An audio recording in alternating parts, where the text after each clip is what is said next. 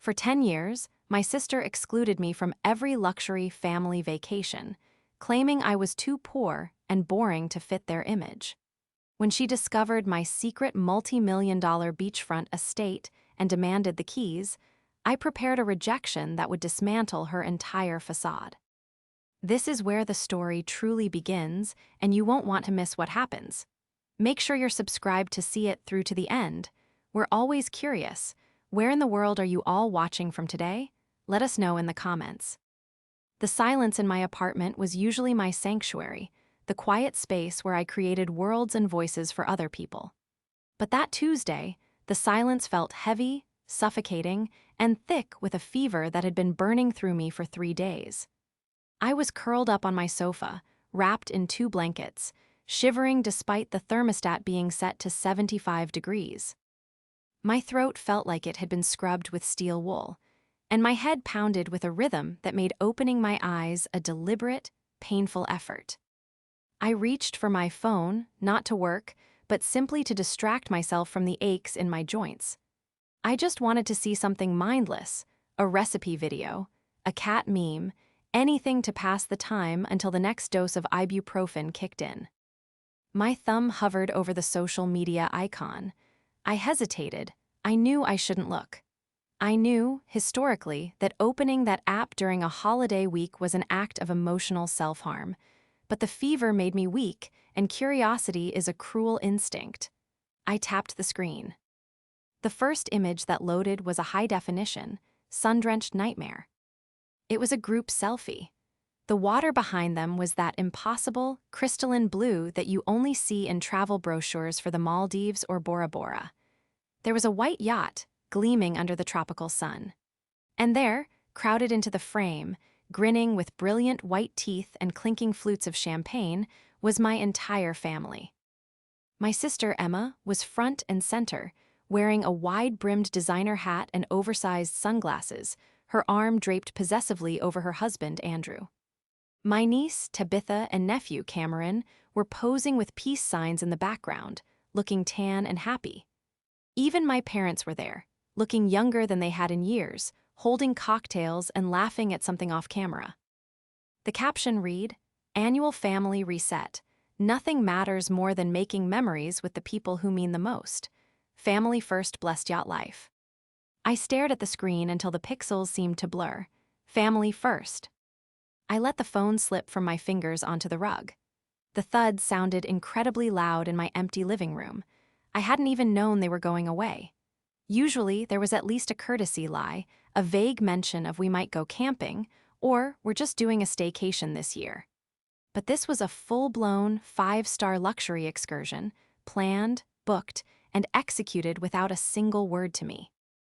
I wasn't just uninvited, I was erased. I tried to swallow, but the pain in my throat flared, sharp and hot. Tears pricked my eyes, not from the sickness, but from the sudden, crushing weight of isolation. I was lying here, unable to even make myself soup, while the people who shared my DNA were halfway across the world, toasting to family unity. It wasn't the first time, it was the 10th year in a row. But this time, seeing the sheer extravagance of it, the deliberate exclusion felt different. It felt surgical. They hadn't just forgotten to ask, they had made a choice that I didn't belong in that picture. I closed my eyes, the image of Emma's triumphant smile burned into my retinas. I pulled the blanket tighter, shivering violently now. I was alone, completely and utterly alone. And as the fever dreams began to take over, mixing with the reality of my rejection, I realized something that chilled me more than the illness ever could. The betrayal was worse than the diagnosis itself. The fever broke 2 days later, leaving me weak, hollowed out, and possessed by a cold, crystalline clarity. I spent the morning scrubbing my apartment, needing to purge the smell of sickness from the air. As I wiped down the granite countertops of my kitchen, countertops in an apartment my family had never bothered to visit because it was too far out of the way, I replayed the last decade in my mind. It had started subtly. 10 years ago, when I was 28, I had made the decision to quit my corporate marketing job to pursue writing full-time. To Emma, Andrew, and my parents, This was synonymous with unemployed. They saw me sitting at coffee shops with a laptop and assumed I was destitute. They saw me wearing comfortable clothes instead of power suits and assumed I had given up on life. Caroline is just finding herself, Emma would say to relatives at Christmas, her voice dripping with patronizing sweetness. She's living a very simple life right now, very budget conscious. The first exclusion hap. Pen that summer. They went to Cancun. When I found out, Emma had laughed, waving a manicured hand. Oh, sweetie, we didn't invite you because we knew you couldn't afford the buy-in. It was $2,000 a head just for the resort. We didn't want to embarrass you by asking. I had accepted that. I was struggling then. But the next year, it was a ski trip to Aspen. You don't ski, Andrew had said, clapping me on the shoulder. And frankly, Caroline, you're a bit quiet. The evenings are for partying. You'd be bored stiff. Boring, that became the label. Boring and broke. As I scrubbed a stubborn coffee stain off the counter, I laughed, a dry, humorless sound. If only they knew. They didn't know that my simple life was a fortress of solitude I needed to work. They didn't know that the little writing gigs I mentioned were actually ghostwriting contracts for some of the biggest CEO memoirs and celebrity thrillers on the New York Times bestseller list. They saw me driving a 5-year-old Honda Civic and assumed I couldn't afford a Tesla. They didn't know I had over $2 million sitting in a diversified index fund portfolio, or that my boring nights in were spent managing a growing real estate holding company I had established under an LLC.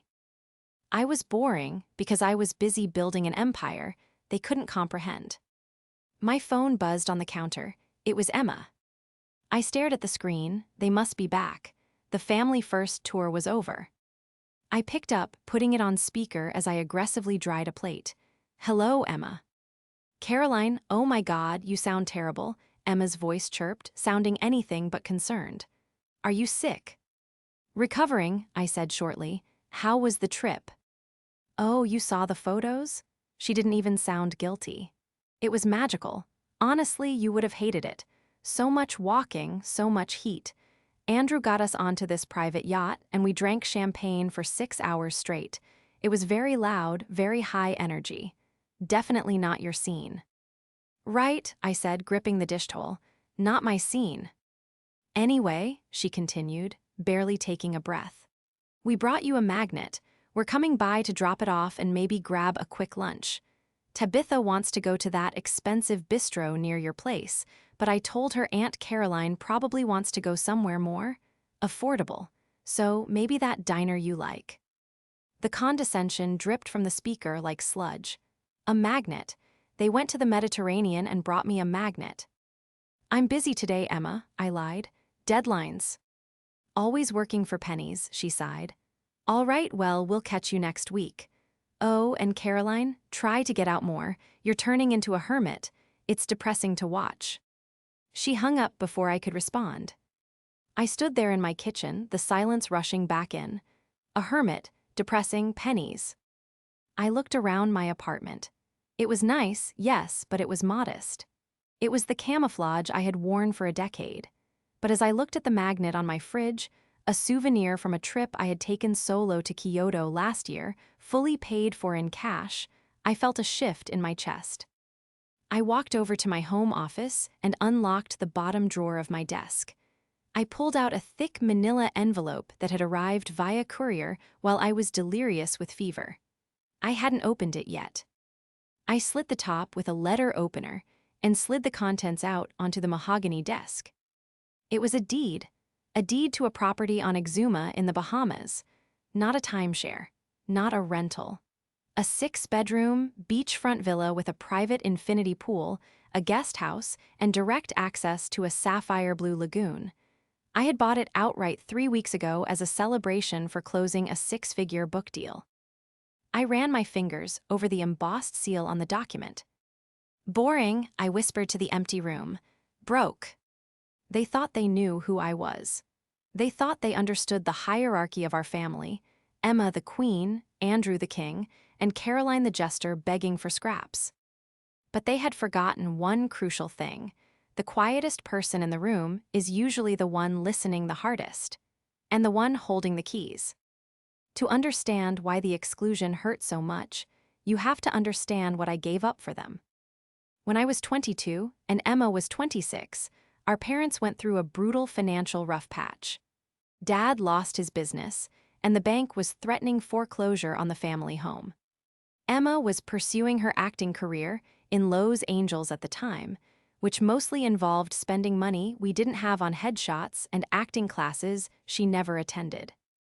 I was the one who moved back home. I was the one who took a night shift job at a warehouse, stacking boxes until my hands bled, contributing every single cent of my paycheck to the mortgage so Mom and Dad wouldn't lose the roof over their heads. I did that for 2 years. Emma never sent a dime. In fact, she would call home crying about how hard her life was, and Mom would secretly worry her money I had put in the account for groceries. When I confronted Mom about it back then, she had just sighed, patting my hand. "Caroline, you're so strong, you can handle the burden. Emma, she's delicate, she needs more support. She's special." Special, that was the word that defined our lives. Emma was special, I was strong.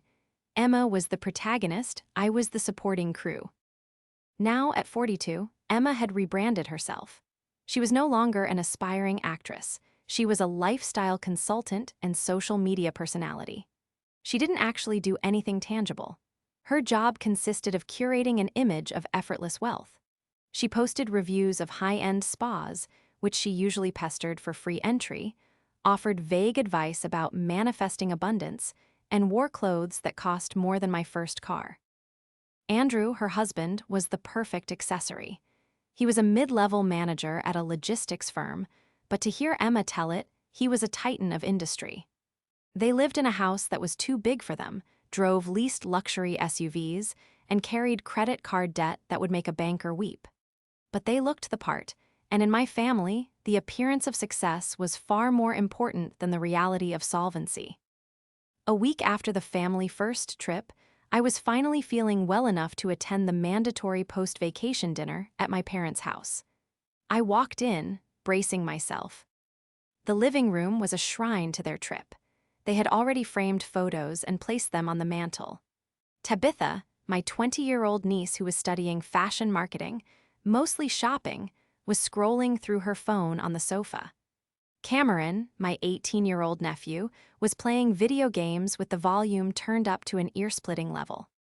"There she is," Emma cried out from the kitchen, holding a glass of Chardonnay. She looked tan, glowing, and expensive. She floated over to me and gave me a delicate air kiss near my cheek, careful not to smudge her makeup. "You look better, a little pale maybe." "I'm fine, Emma," I said, placing a bottle of wine on the table. It was a vintage Bordeaux, worth about $300, but I knew they wouldn't know the difference. They de-drink it and assume it was a $20 grocery store pick. "So," Andrew boomed, walking in from the patio. He was a large man who took up too much space, always loud, always asserting dominance. "Did you see the pictures? The yacht was incredible. Captain said it was the same model that DiCaprio rents." "It looked lovely," I said, keeping my voice neutral. "It was expensive," Andrew said, winking. "But hey, you can't put a price on family experiences. You gotta live a little, Caroline, hoarding your pennies in that little apartment. What's the point?" "I'm happy with my life, Andrew," I said, pouring myself a glass of water. "Are you, though?" Emma leaned against the counter, her eyes narrowing slightly. She had a predator's instinct for weakness, and she was scanning me. "Tabitha mentioned she saw you at the airport 3 weeks ago, before you got sick." I froze. I hadn't seen Tabitha. I was dropping off a friend. I lied quickly. "Really?" Emma took a sip of wine, her eyes never leaving my face. "Because Tabitha said you were in the international departures line, and you had that Louis Vuitton carry-on. The one you told me was a knockoff." My heart hammered against my ribs. I had been flying to Nassau to sign the closing papers on the villa. I had hoped I was invisible. "It is a knockoff," I said, forcing a laugh. "A very good one, and I was just seeing someone off, a client." A client? Emma raised an eyebrow. Since when do ghostwriters have clients who fly international first class? You usually write for what bloggers? Something like that, I murmured. Emma pushed off the counter and walked closer to me. She smelled of expensive perfume and condescension. You know, Caroline, if you are struggling, you can tell us. We can help. I have some old clothes I was going to donate. Designer labels. Maybe wearing something nice would help you attract better opportunities. She reached out and flicked the collar of my simple black blouse. This fabric is so stiff. Is it polyester? The insult was precise. It was designed to put me back in my box, the poor sister, the charity case. I looked at her, really looked at her. I saw the tightness around her eyes that hinted at stress. I saw the way Andrew checked his phone constantly, likely dodging work emails or debt collectors. I saw the frantic energy beneath their glamour. They were drowning in their own image. And here I was, the lifeline they didn't even know existed. It's silk, actually, I said softly, brushing her hand away. And I don't need your clothes, Emma, but thank you. Emma recoiled slightly, surprised by the flash of spine. Her eyes narrowed further. She sensed something. She sensed that the dynamic was shifting, even if she could. "Ent name why?" "Well," she said, her voice turning icy. "Suit yourself. I just hate seeing you live like this while we're out enjoying the best the world has to offer. It's embarrassing for us, you know, having a sister who just exists." She turned her back on me and walked into the dining room. "Dinner's ready. Come on, everyone. Let's tell Caroline about the caviar tasting." I stood in the kitchen for a moment longer, staring at her retreating back. The anger that had been simmering for a decade began to boil, but it wasn't a chaotic, hot anger anymore. It was cold. It was calculating. She wanted interesting. She wanted the best the world had to offer.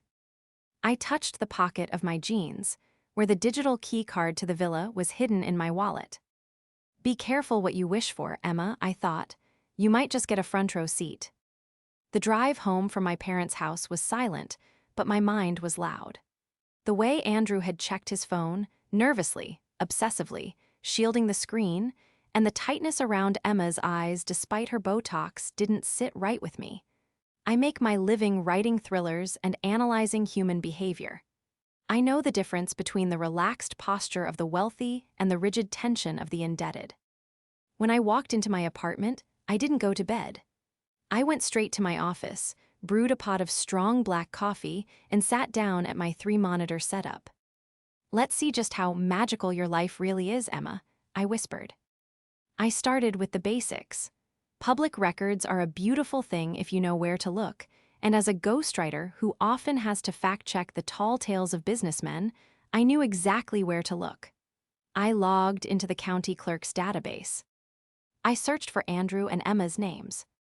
The screen populated with a list of hits that made my eyebrows shoot up. Leon, notice of default. Their mansion, the 5-bedroom colonial in the gated community that Emma posted about daily, was in pre-foreclosure. They hadn't paid their property taxes in 2 years. There was a second mortgage taken out 18 months ago, and a third lien from a contractor who had apparently never been paid for the pool installation. I leaned back, taking a sip of coffee. The family first yacht trip wasn't a celebration of abundance. It was a distraction. It was the equivalent of a magician waving a colorful handkerchief with one hand while the other hand picked the audience's pocket.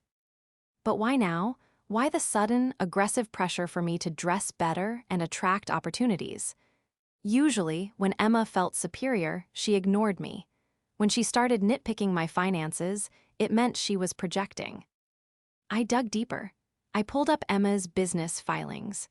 Her LLC, Lux Life Consulting, had been dissolved by the state 4 months ago for failure to file an annual report. Yet her Instagram was active, promoting an upcoming, exclusive summer mastermind for aspiring influencers. I clicked on the link in her bio. It led to a glitzy landing page. Join Emma for the ultimate glow-up retreat.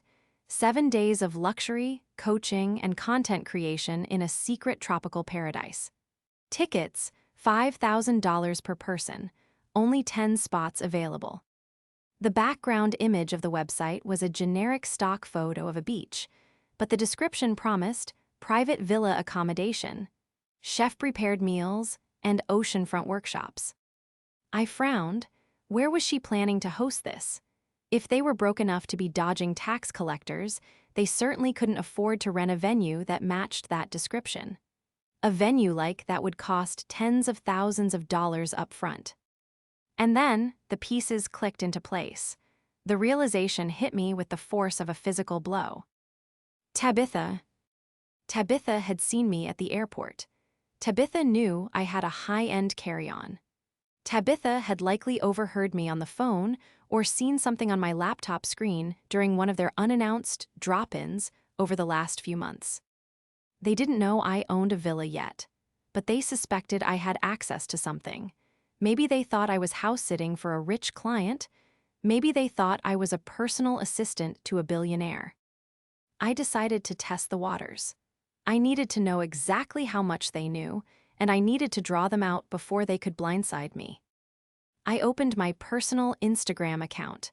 I had blocked Emma and Andrew years ago, but I hadn't blocked the kids. I knew Tabitha followed me, likely just to mock my boring posts about books and tea to her friends. I opened my photo gallery and selected a picture I had taken 3 weeks ago from the terrace of my villa. It showed the infinity pool blending seamlessly into the turquoise Bahamian horizon, with a glass of iced tea resting on the stone railing. No location tag. No hashtags. I typed a simple caption, "Finally home, the quiet is worth every penny." I hit post. Then, I sat back and watched the digital clock on my monitor. It took exactly 12 minutes. My phone lit up. It wasn't Tabitha, it was Emma.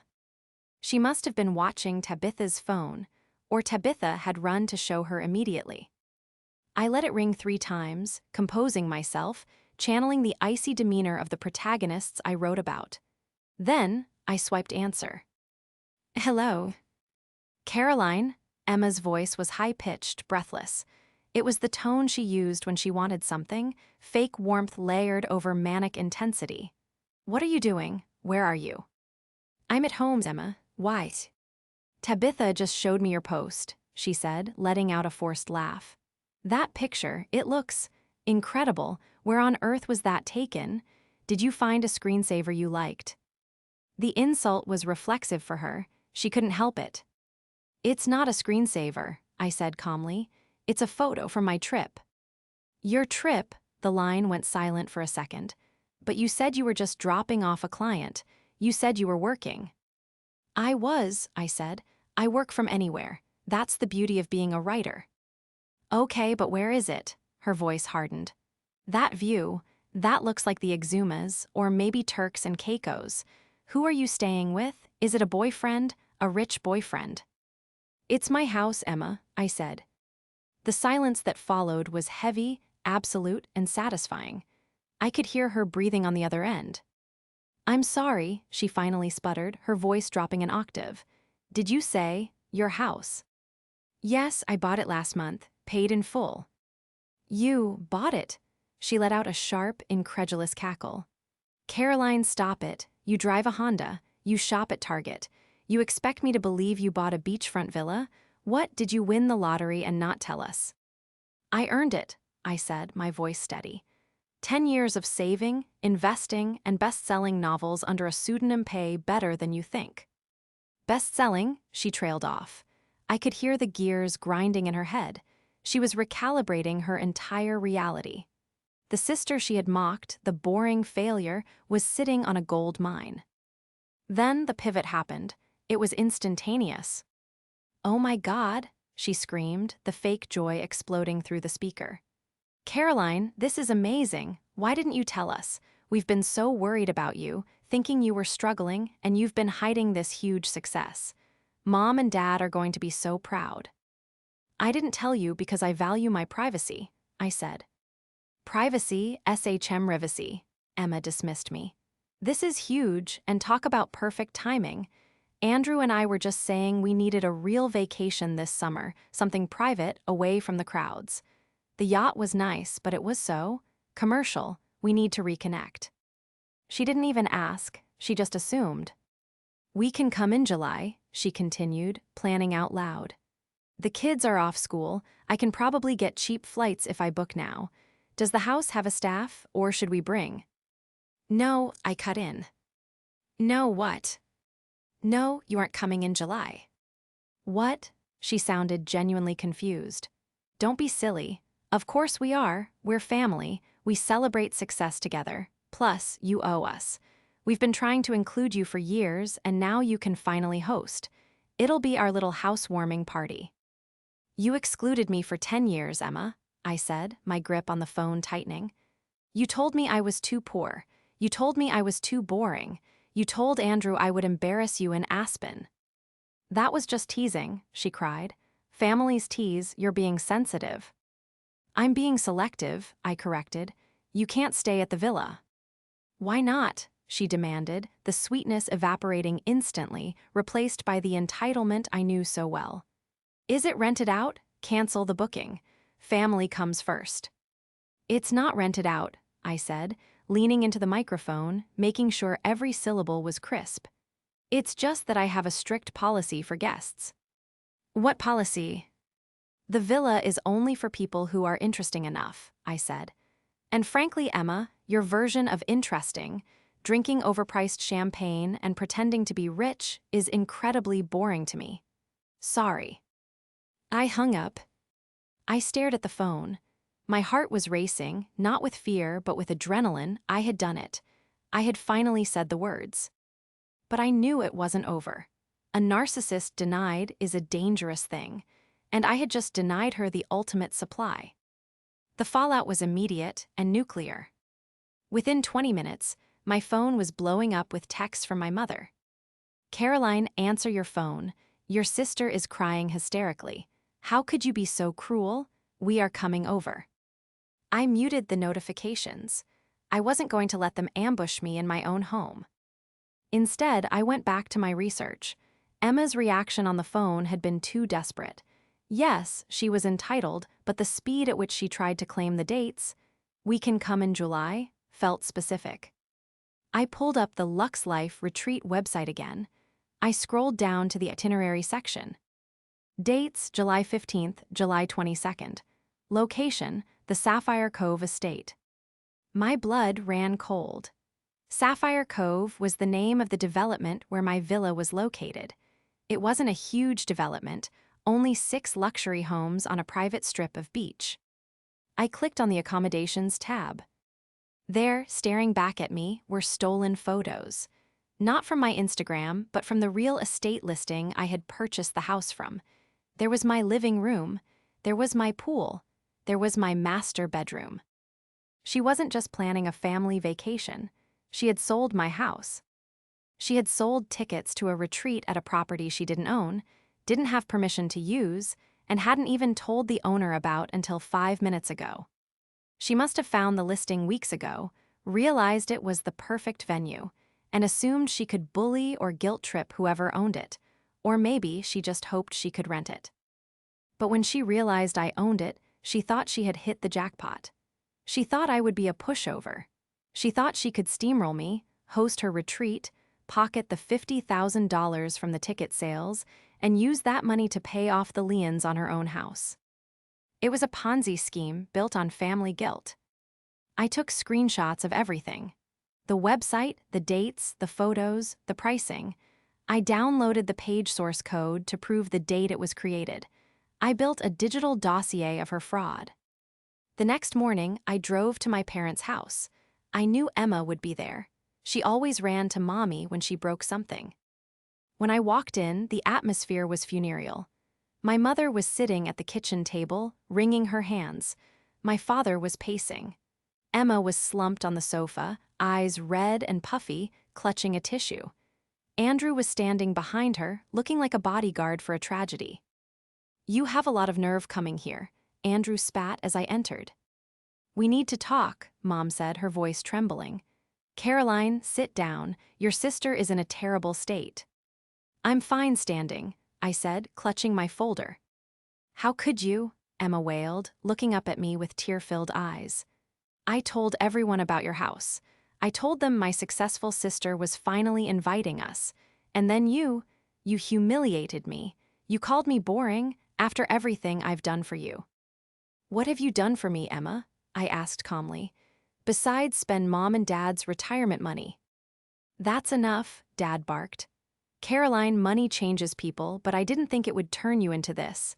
This monster. Your sister is family. If you have a house, family is welcome. That is the rule. It's not just a house, Dad, I said, and it's not just a vacation. She's just jealous, Emma shrieked. She's always been jealous of my life, my friends, my career.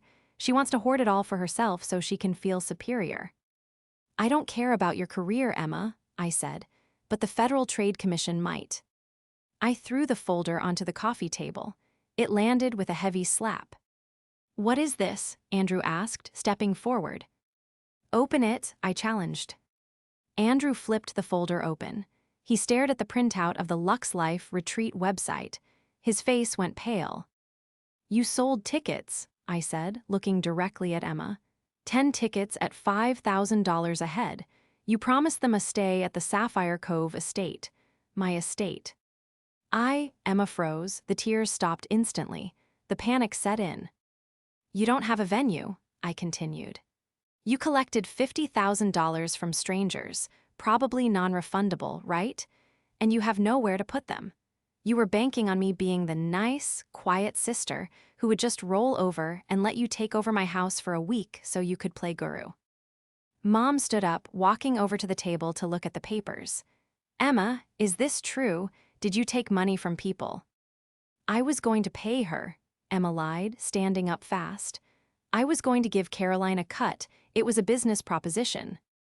You asked to stay for free, I reminded her. You said it was a family vacation. It's the same thing, Emma yelled, her mask slipping completely. Who cares? You have the house. It's empty. Why do you have to be such a bitch about it? I have people coming in 3 weeks. If I cancel, I lose everything. You've already lost everything, Emma, I said coldly. I saw the tax liens. I saw the pre-foreclosure notice on your house. You're broke. You're drowning. And you tried to use me as a life raft without even having the decency to ask for permission. The room went silent. The air was sucked out of the space. My parents looked from me to Emma, their faces a mask of shock. They had no idea. They bought the lie just as much as Instagram did. Tax liens, Dad whispered. Emma. Emma looked trapped. She looked at Andrew, who was studying his shoes. She looked at me, her eyes filled with pure, unadulterated hatred. You ruined everything, she hissed. No, I said, turning to the door. I just turned on the lights. The silence that followed my revelation about the tax liens and the fraud didn't last. It was merely the intake of breath before the scream. But the true explosion didn't happen that night at my parents' house. That night was just the tremor. The earthquake hit 3 days later, 48 hours before Emma's guests were scheduled to land in Exuma. My phone rang at 7:00 a.m. on a Saturday. It was my father. His voice sounded older than I had ever heard it, brittle and thin, like dried parchment. Caroline, he said, please, come over. We're having a mediation. Andrew is here, Emma is here. We need to settle this before people start boarding planes. There is nothing to settle, Dad, I said, pouring coffee into a travel mug. I'm not opening my house to strangers. Just come, he begged. Please, for me. She's threatening to do something drastic. I went, not for Emma, but because I knew this needed a period, not an ellipsis. I needed to close the book. When I arrived, the scene was almost theatrical. My parents were seated on the love seat, looking like they were at a wake. Emma was pacing the length of the living room, her hair messy, wearing sweatpants, a rare sight. Andrew was sitting at the dining table, his head in his hands, a pile of documents in front of him. She's here, Emma shouted the moment I walked in. She pointed a shaking finger at me. The saboteur arrives. Sit down, Emma, Dad said wearily. I won't sit down, Emma shrieked. Do you know what time it is? I have 10 women, high net worth women, influencers with millions of followers, packing their bags right now. They are expecting a private villa. If I tell them the venue is canceled, they will destroy me online. They will sue me. My brand will be dead. She turned to me, her eyes wild. Caroline, you have to give me the code. Just for 1 week, I will clean it myself. I will pay you every cent of profit I make. Please, don't ruin my life just to prove a point. I remained standing near the doorway, keeping my distance. I'm not ruining your life, Emma. You sold a product you didn't own. That's fraud. If I let them in, I become an accessory to your scam. It's not a scam if you just say yes, she screamed. It is a scam, Andrew's voice boomed from the table. It was the first time I had heard him raise his voice at her in 10 years. Usually, he was her echo. Today, he sounded like her judge. We all turned to look at him. He stood up, clutching a stack of papers. His face was gray, covered in a sheen of sweat. Andrew, Emma faltered, whose side are you on? I'm on the side of not going to prison, Emma, Andrew said, throwing the papers onto the coffee table. They scattered across the glass surface, credit card statements, bank letters, final notices. I looked at the accounts last night, Andrew said, looking at my parents. Really looked at them. Since Caroline exposed the house situation, I started digging. He pointed a trembling finger at Emma. She didn't just spend the money from the ticket sales. That $50,000, it's gone. She spent it on a branding refresh, new wardrobe for the trip, and a deposit on a rental car we don't need. I had to look the part, Emma defended weakly. And that's not all, Andrew continued, his voice breaking. He turned to my mother. Barbara, did you authorize a transfer of $15,000 from your joint savings account last month? My mother gasped, her hand flying to her mouth. What? No, that account is that's for emergencies. Well, it's gone, Andrew said flatly. Emma forged your signature on a transfer request. She told the bank it was for medical expenses. She used it to pay off the minimum balance on her Neiman Marcus card so it wouldn't get declined during the trip. The room went dead silent. The air pressure seemed to drop. Stealing from a generic family pot was one thing. Forging a signature to drain elderly parents' savings was a felony. Emma, my dad stood up slowly, his knees popping. He looked at his favorite daughter, the special one, with a look of horror I will never forget. Did you steal from us? Emma's face crumpled. She looked like a cornered animal. I didn't steal, I borrowed it.